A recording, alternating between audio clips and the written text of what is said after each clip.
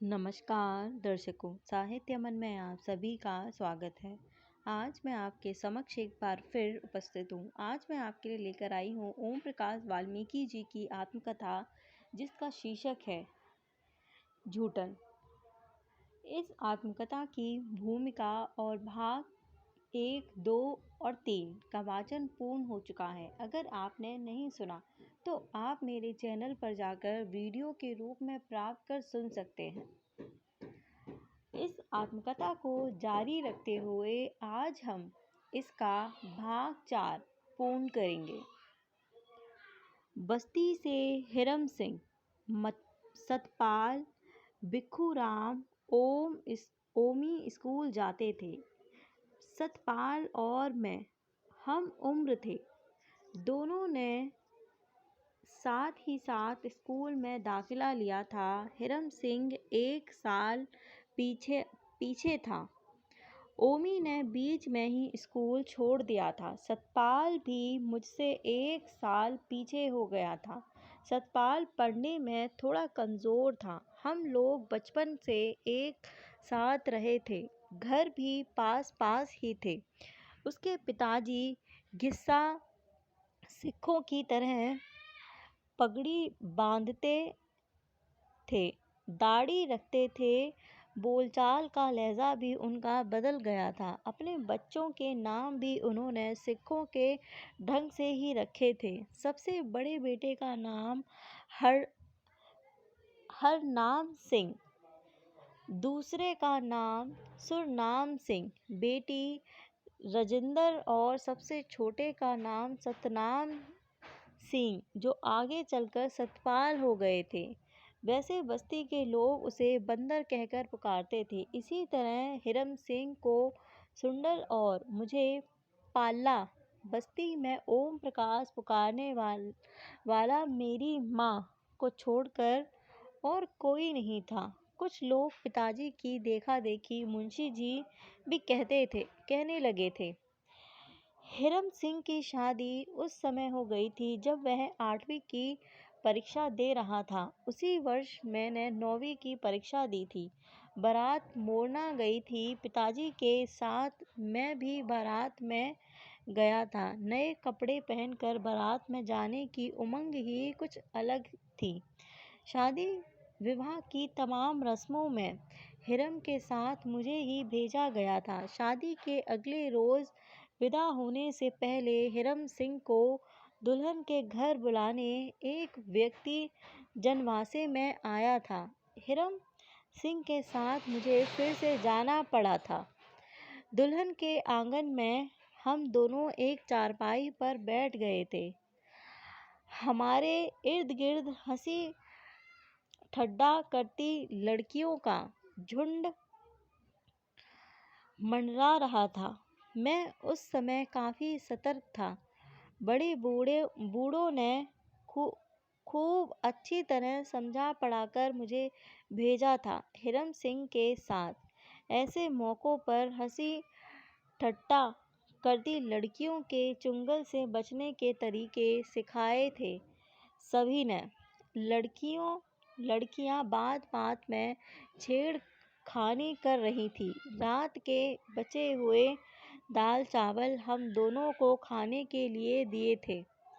एक व्यक्ति गले में बड़ा सा ढोल लटकाए खड़ा था। हिरम सिंह की सास और 2-3 स्त्रियां ढोल वाले को चलने का इशारा कर रही थी। उनके साथ हिरम सिंह को सलाम के लिए उन घरों में जाना था जहां उसकी सास काम करती थी।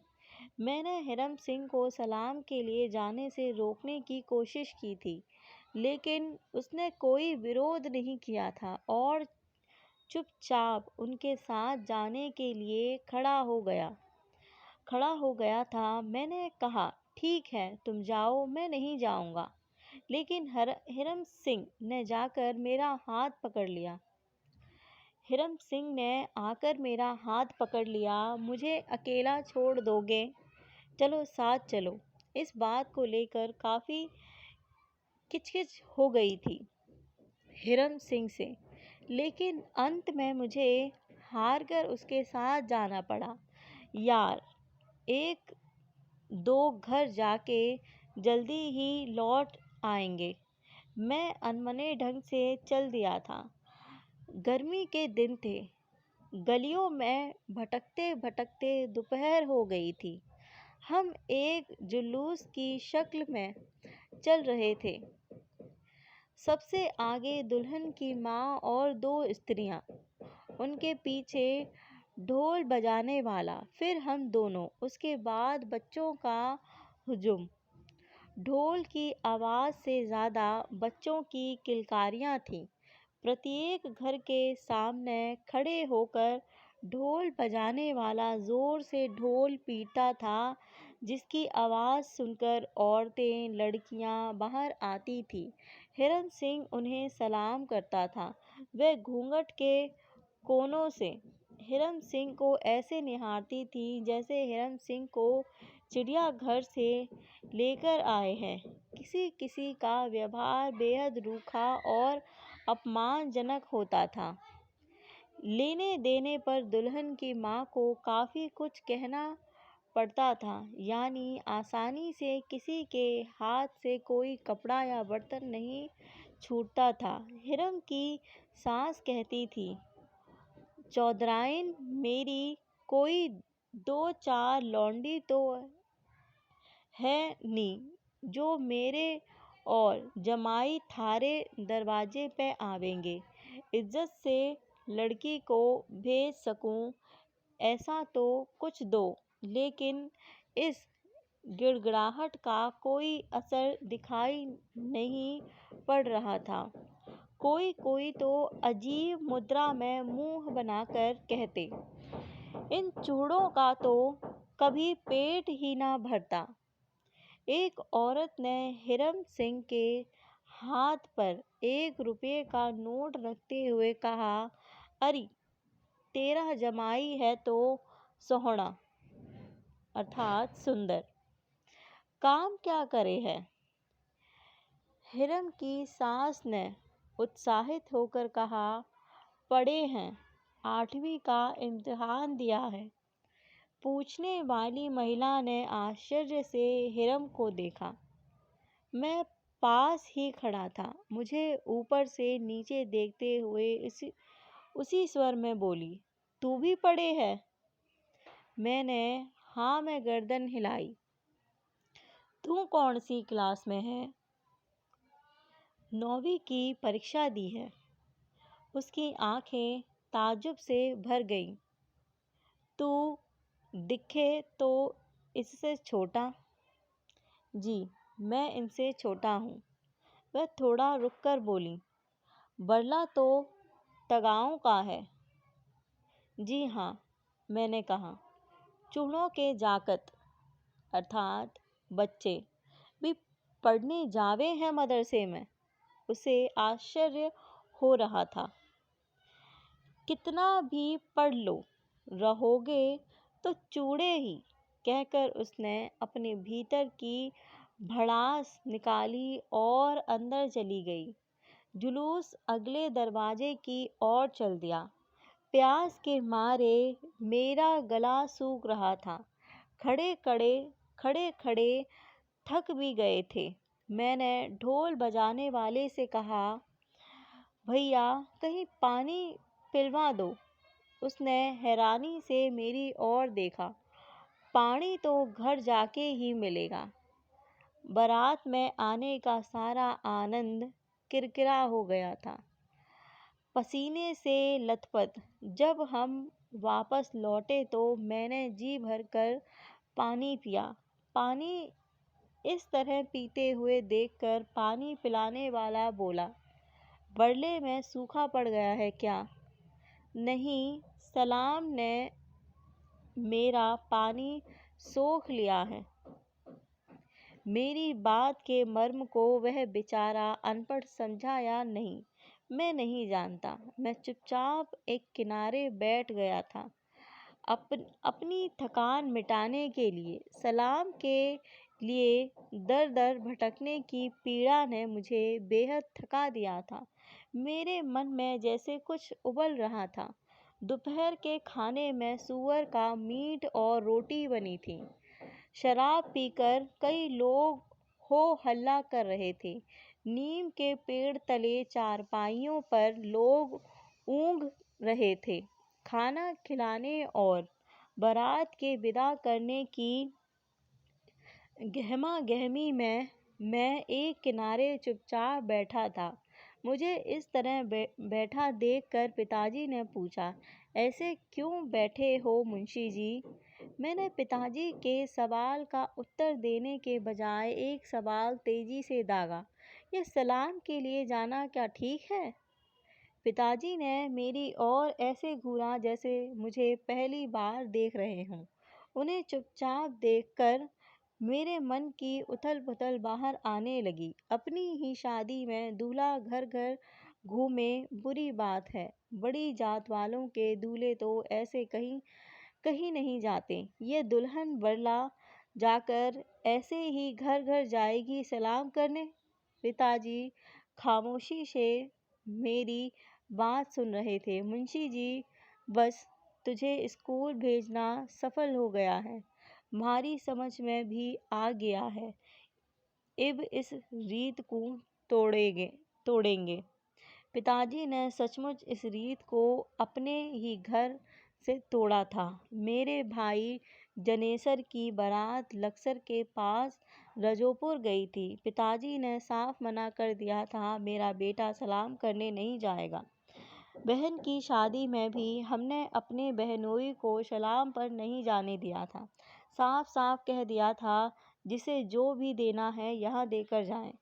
देखने सुनने में बहुत साधारण सी बात लग सकती है, लेकिन दूल्हा हो या दुल्हन, शादी के पहले ही दिन उनमें हीनता बोध भर दिया जाता है। सलाम पर इसी शीर्षक से मेरी एक कहानी हंस अगस्त 1993 में छपी थी, जिसे राजेंद्र यादव ने ब्राह्मणवाद विरोध की सशक्त कहानी कहा था। सदियों से चली आ रही इस प्रथा के पार्श्व में जातीय अहम की पराकाष्ठा है। समाज में जो गहरी खाई है उसे प्रथा और गहरा बनाती है। एक साजिश है हीनता के भंवर में फंसा देने की। कितनी ही बार दूल्हों को ही नहीं दुल्हनों को भी बेइंतहा अपमान सहना पड़ता है। गरीब परिवार की अनपढ़ लड़की अजनबियों के बीच आकर वैसे ही गूंगी बनी रहती है। ऊपर से उसे दरवाजे दरवाजे लेकर घूमने पर रही सही कसर भी पूरी हो जाती है।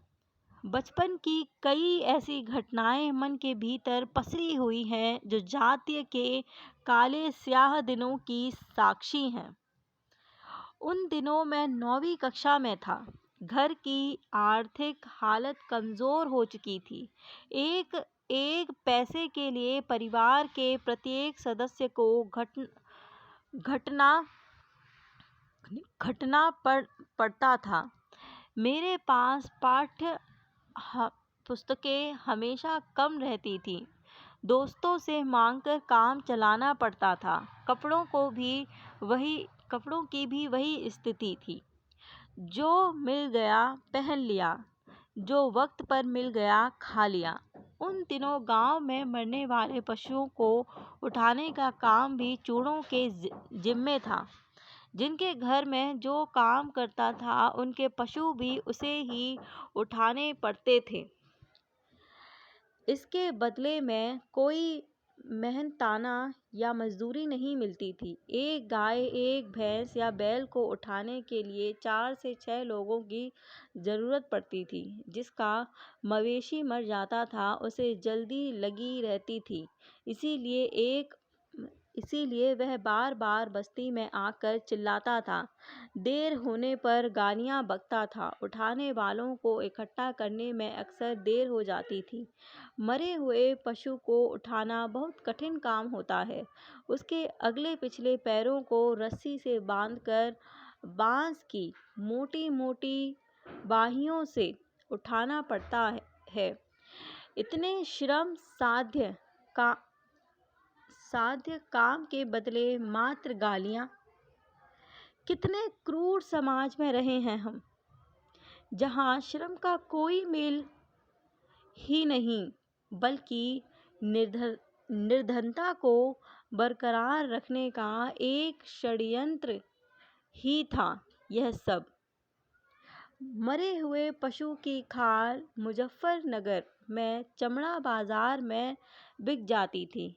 उन दिनों एक पशु की खाल 20 से 25 रुपये में बिकती थी।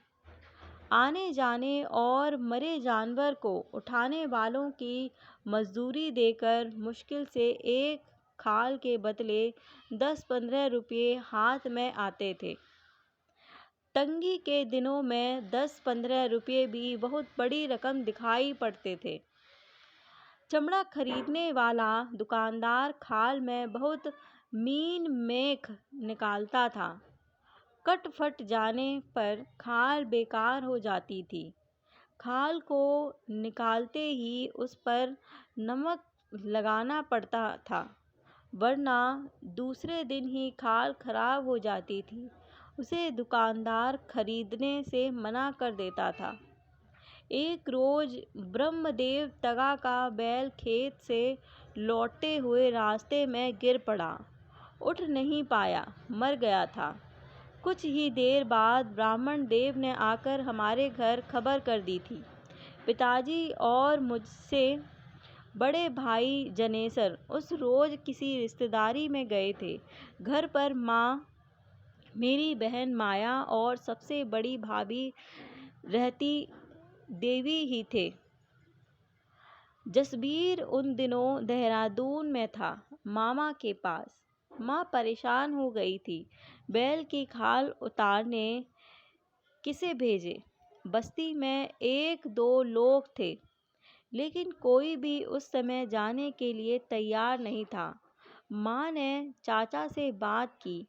वे तैयार हो गए थे, लेकिन उनके साथ किसी को जाना चाहिए। अकेले से खाल नहीं उतर पाएगी।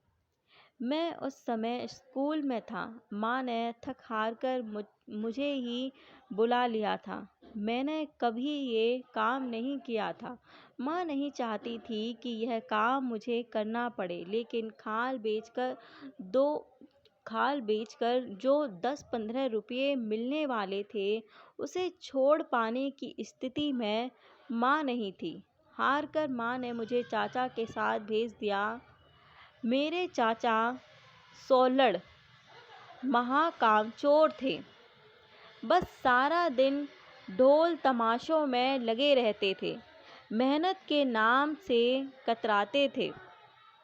माँ को फिक्र लगी थी कि कहीं हमारे पहुँचने से पहले ही बैल पर गिद्ध या जंगली जानवर ना टूट पड़े। चाचा ने खाल उतारना शुरू किया।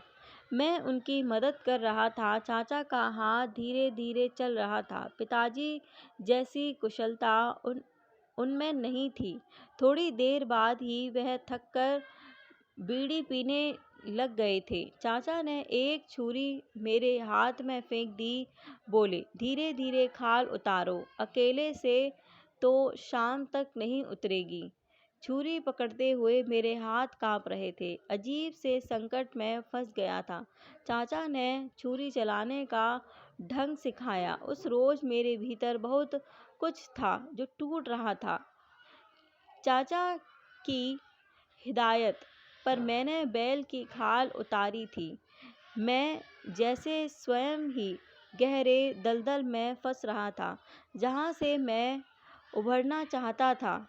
हालात मुझे उसी दलदल में घसीट रहे थे। चाचा के साथ तपती दोपहर में जिस यातना को मैंने भोगा था, आज भी उसके जख्म मेरे तन पर ताज़ा हैं। जैसे जैसे खाल उतर रही थी, मेरे भीतर का रक्त जम रहा था। खाल उतारने में हमें कई घंटे लग गए थे। चाचा ने खाल को ज़मीन पर फैला दिया था। उस पर लगे खून को सूखी ज़मीन ने सोख लिया था। चाचा ने खाल को चादर में बांध दिया था। गठरी उठाकर सिर पर रख ली थी। लगभग 2 मील की दूरी पर हमारा घर था। बोझ के कारण चाचा को तेज चलना पड़ रहा था। मैं हाथ में छुरी पकड़े उनके पीछे पीछे लगभग दौड़ रहा था। बसेड़ा जाने वाली पक्की सड़क से हम लोग बस अड्डे के पास पहुंच गए थे। गठरी सिर से उतारकर चाचा ने ज़मीन पर रख दी थी। यहाँ से आगे तुम ले जाओ, मैं थक गया हूँ। उस रोज मैंने चाचा से बहुत कहा, लेकिन वे नहीं माने। चाचा, बस अड्डे की भीड़ पार करा दो।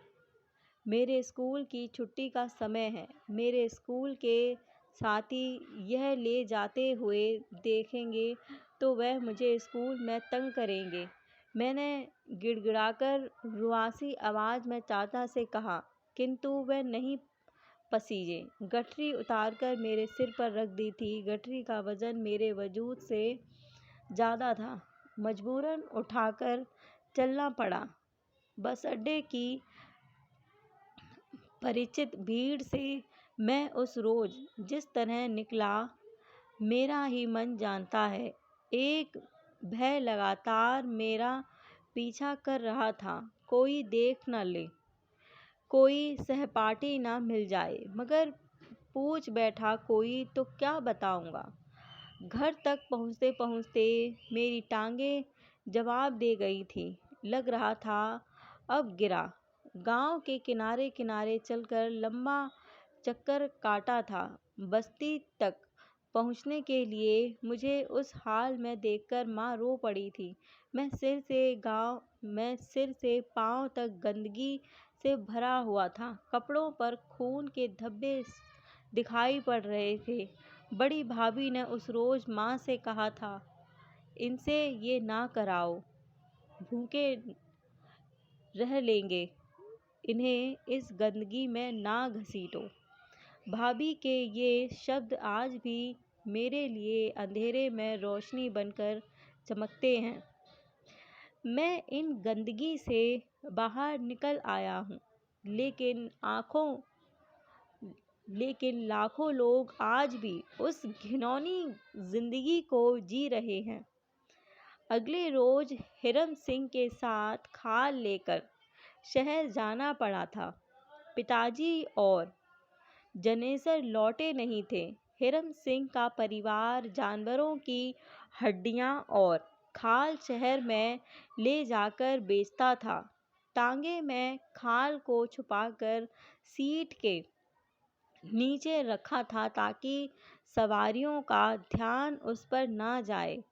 बस में कंडक्टर चढ़ने नहीं देता था। मुसलमान तांगे वाले से हिरम सिंह ने बात कर ली थी। तांगे वाले ने सवारियां जिला अस्पताल के सामने उतार दी थी। वह हमें लेकर चमड़ा बाजार गया। चमड़ा बाजार में चारों तरफ चमड़े के ढेर लगे थे। सूखी हड्डियों के गोदामों से बदबू के तेज झोंके आ रहे थे। सांस लेना भी मुश्किल हो गया था।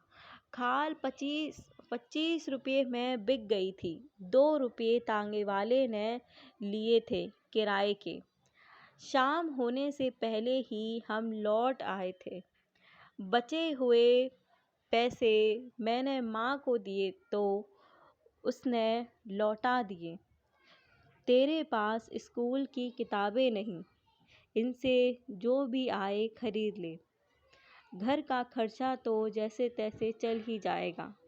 मैंने माँ से कहा, इसमें से कुछ चाचा को भी दे दो। माँ ने मुझे डांट दिया था, उसका नाम मत लेना, तेरे बाप को आने दे, इसके हाड़ तुड़वाऊंगी। माँ चाचा पर गुस्सा थी। उस दिन से चाचा भी माँ के सामने आने से कतरा रहे थे।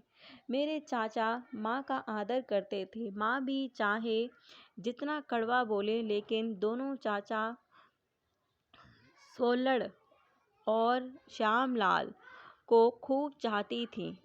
उनके निकम्मेपन पर दुखी तो होती थी, फिर भी उनके छोटे से छोटे दुख के साथ खड़ी रहती थी। पिताजी के वह चचेरे भाई थे, लेकिन उन्हें सगा ही मानती थी।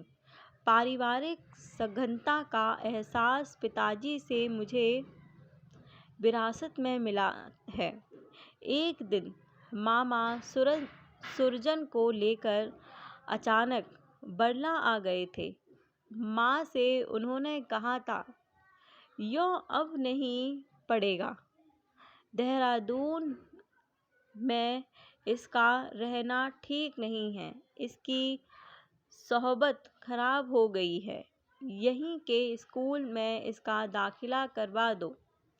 सुरजन का दाखिला 9वीं में हुआ था। सुरजन और मैं 9वीं कक्षा में एक साथ थे।